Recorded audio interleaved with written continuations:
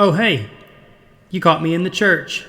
You know, reading about important God stuff. While you're here, let's take a walk. Last week, I reminded you of the dream of filling up this big old ark with all kinds of animals. And I told you about how the first ark St. Columb built was full to the brim with animals, so much that they decided to build a bigger building and have an even bigger dream. And you know, we're still working on that dream today. And you know, it's time to be a little honest. We've taken in a little water. But you know, maybe we should go to my office and talk about that. Now that's much better. This is a good place to talk about, stuff that's more pastoral.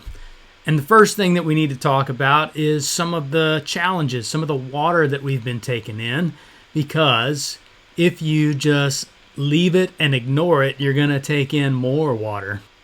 Am I right? So let's take a look at the ship. Let's survey the ship and see if there are any holes. Well, we've come to our first one, leadership transitions.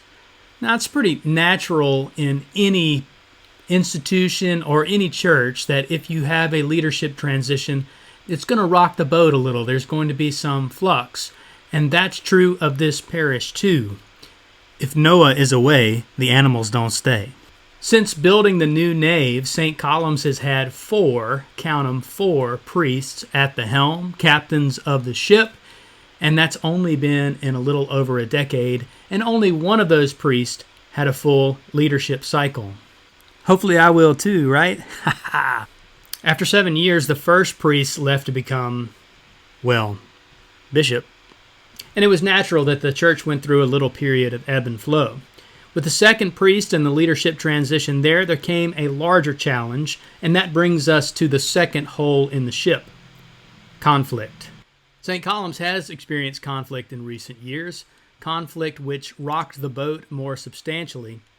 Without unnecessarily rehashing details, the conflict centered around leadership styles and social dynamics in the parish. Depending on who you talk to in the parish, it's more one or the other. The bottom line is that the conflict resulted in broken relationships and some who broke away from the church. And though that conflict has been through a process of rehabilitation and reconciliation, there's still more work to do in reestablishing trust and relationships. So after building this new wonderful ark, leadership transitions and conflict have hindered the growth and the vision for growth of this parish. And in a real way, it's impacted the bottom line, the parish budget. That brings us to our last hole in the ship, the deficit. The first and most important thing to say is a huge but ultimately inadequate thank you to the people of this parish for their generosity. Your continued generosity through thick and thin has been nothing short of amazing. Here's the deal. When we built the ark, we took on a challenge in the form of a large mortgage. That challenge has been met with multiple campaigns and sustained payments through our operating budget for over a decade. Yet, even though that debt has been significantly reduced, our payment on the loan keeps us operating at a deficit, taking in water. Here's what that looks like. Each year, the church's annual expenses have been somewhere around, on average, $500,000. Each year, through pledged and non-pledged gifts, we've raised about $450,000 a year. That's great. That does mean every year we've operated at a budget, and we've had special fundraising campaigns to cover that gap. If you take a look at what's driving that deficit, there are two main factors: the mortgage and staff salaries, i.e. me. So the reality is that we need to find a way to address the challenge of the deficit in the short term. And we'll look more and more at that next week.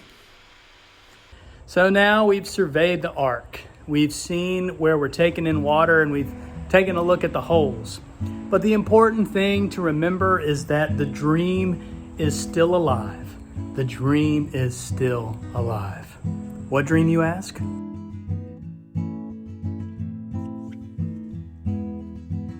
Filling up this ark.